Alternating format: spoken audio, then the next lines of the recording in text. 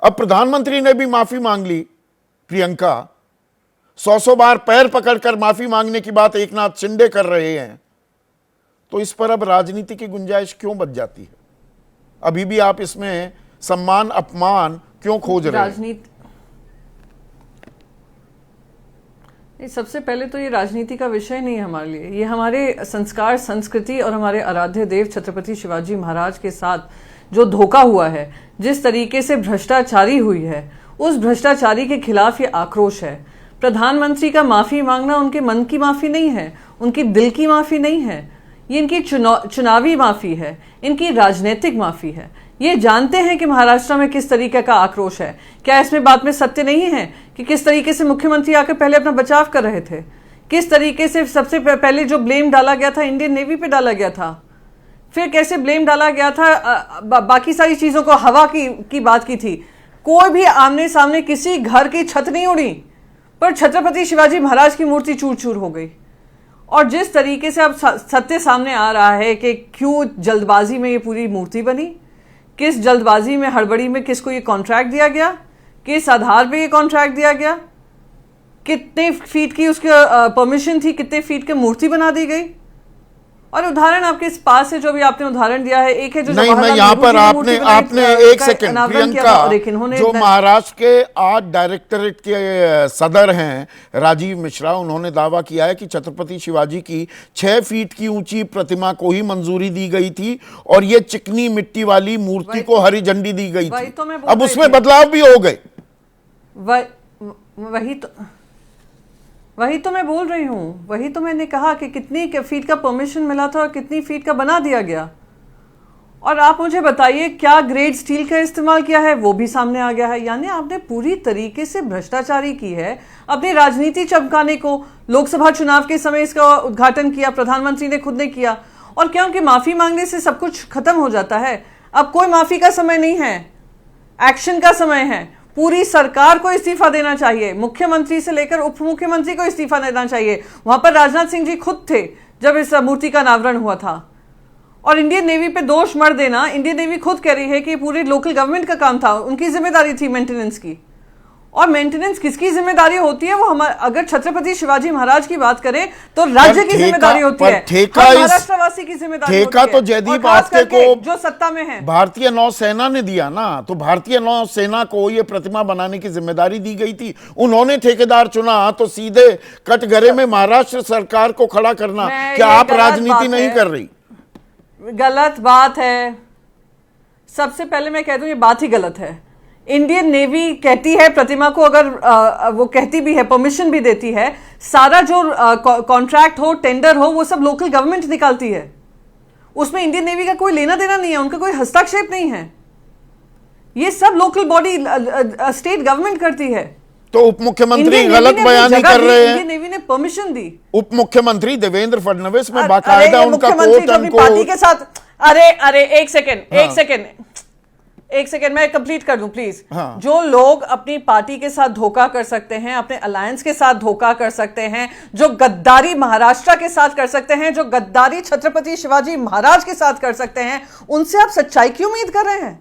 आप मुझे उनका कोर्ट सुना रहे हैं, मुझे नहीं सुनना इनका कोर्ट। नहीं, वो कह रहे हैं ना कि राज्य सरकार का कोई सीधा संबंध नहीं था, प्रतिमा का निर्माण भारतीय नौसेना की देखरेख में हुआ था। मैं फिर चक्की पीसिंग वाला स्टेटमेंट इन्हीं का था कि नहीं था अजीत पवार के लिए? मी पुनः ये इन्हीं का स्टेटमेंट था कि नहीं था? क्या है आज सच्चाई और क्या है उनके बयान? तो आप प्लीज उनका उदाहरण, उनकी जो डिप्यूटी चीफ मिनिस्टर के, उनका बस एक रोल है, कैसे सरकार का बचाव करें, कैसे जो गिने चुने 4 दिन रह गए और जो काली अमावस की रात आने वाली है इन लोगों के ऊपर, उसमें आप जितने खोखे जमा कर सकें और महाराष्ट्र की जनता के साथ धोखे दे सकें, उसके चलते ये बयानबाजी हो रही है। माफी भी जो मांगी गई है, वो माफी इसलिए नहीं मांगी गई है क्योंकि उनके दिल से वो माफी मांग रहे हैं। वो इसलिए मांग रहे हैं क्योंकि जानते हैं महाराष्ट्र में किस तरीके का आक्रोश है, किस तरीके का माहौल है, इसलिए आकर वो कर रहे हैं। तो वो करते रहे, पर महाराष्ट्र ना माफी करेगी, ना उनको किसी तरीके की छूट मिलेगी। एक्शन होना है, और एक्शन इस तरीके का होना है जो आने वाले समय में छत्रपति शिवाजी महाराज के साथ तो धोखा ना करें। महाराष्ट्र से तो आपने किया ही, गद्दारी भी की। तो जो आप 1 सितंबर यानी कि परसों से एक आंदोलन भी शुरू करने की बात कर रहे हैं, सड़कों पर उतरेंगे और जूतों का इस्तेमाल करने की भी बात की जा रही है। उस आंदोलन को आप आगे बढ़ाते दिखेंगे इस माफी के बाद भी? बिल्कुल बिल्कुल बढ़ाया जाएगा, क्योंकि ये अनादर राजनीति से का चलते नहीं है, अनादर हमारे आराध्य देव छत्रपति शिवाजी महाराज का है, जिनकी संस्कार संस्कृति हमारी आत्मा से जुड़े हुए छत्रपति शिवाजी महाराज हैं। उनके साथ हम ये अनादर नहीं होने देंगे। और मैं एक और आपको स्टेटमेंट बताती हूँ, क्योंकि आप स्टेटमेंट्स कोट कर रहे हैं। इन्हीं के एजुकेशन मिनिस्टर क्या कहते हैं, इसमें भी कोई अच्छी बात निकली है, यानी मूर्ति का चकनाचूर हो जाना, इसमें भी एक अच्छी बात निकली है। 35 फीट के बजाय हम 100 फीट की मूर्ति बनाएंगे, यानी आप 100 फीट का भ्रष्टाचार और करेंगे। कितने आपके पेट नहीं भरे भ्रष्टाचार कर करके? शर्म आनी चाहिए ऐसे लोगों को। तो सही माने में संजय राउत जी ने सही कहा कि ऐसे लोगों को तो सच में जूते चप्पल चलने चाहिए, और वही उसी पर आप आ गए हैं, उसी क्षण पे हम पहुंच चुके हैं। तो ये जो एक सभ्यता का तकाजा भी होता है आजकल राजनीति में, ये जूतम पैजार की बिल्कुल क्लियर एंड प्रेजेंट डेंजर अब मुंह बाय खड़ा होने लगा है। क्या आप अपना विरोध दर्ज कराइए, विरोध होना चाहिए। आपको लगता है अस्मिता के साथ ठेस पहुंची है, ये अपमान किया गया है, वहां तक बात रखिए, पर इसमें राजनीति छिपी है क्या? अभी उस सवाल का आपने जवाब नहीं दिया। आप कह रहे हैं कि नहीं, राजनीति से जुड़ा नहीं, राजनीति। अब आई एम सॉरी, नहीं, कैसे मैं क्या सवाल का जवाब दूं? आप मुझसे कह रही राजनीति। बेलापुर में जो परिवार निकल कर आए, बेलापुर में जो महिलाओं के ऊपर हो रहे आक्रमण हैं, बच्चियों के ऊपर आक्रमण है, वो आक्रोश जब रास्तों पे उतर कर आता है, उसको वो कहते थे राजनीति हो रही है। वो बेलापुर के लोग नहीं थे। जो एफआईआर दर्ज हुई है सब बेलापुर की महिलाएं हैं, उनके खिलाफ एफआईआर दर्ज की है। एफआईआर दर्ज क्यों की है? उनको चुप कराने के लिए। अब छत्रपति शिवाजी महाराज के साथ अनादर हुआ है तो आप कहते हैं राजनीति। अरे राजनीति नहीं हो रही है, ये हमारी, मैं फिर से कहूंगी, ये हमारी आस्था से जुड़ा हुआ विषय है। और अगर हम विपक्ष में होकर हम आवाज नहीं उठाएंगे इस भ्रष्टाचार पे, तो कौन उठाएगा? हम सब क्या करें, मुंह पे सेलो टेप लगा लें और ये अनादर होते रहने दे, हम इसका विरोध भी ना करें? अरे कोई माफी नहीं, कोई प्रधानमंत्री की माफी हमें मंजूर नहीं है। उन्होंने 720 किसानों को मारने के बाद आपने माफी मांगी थी किसानों से, वो काले कानून वापस लेकर, और फिर आप कंगना रनावत जैसी महिलाओं को टिकट देते हैं जो आकर उनका अनादर करती है, उनको रेपिस्ट कहती है, उनको राइटर्स बोलती है, उनको बांग्लादेशी बोलती है, अस्थिर करने की ताकतें बोलती है, खालिस्तानी बोलती है, पता नहीं क्या क्या किसानों के बारे में बोलती है। तो ये माफी होती है?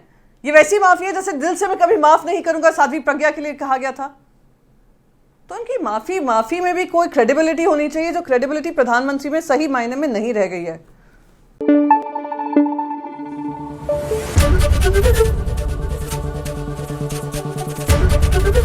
एबीपी न्यूज आपको रखे आगे।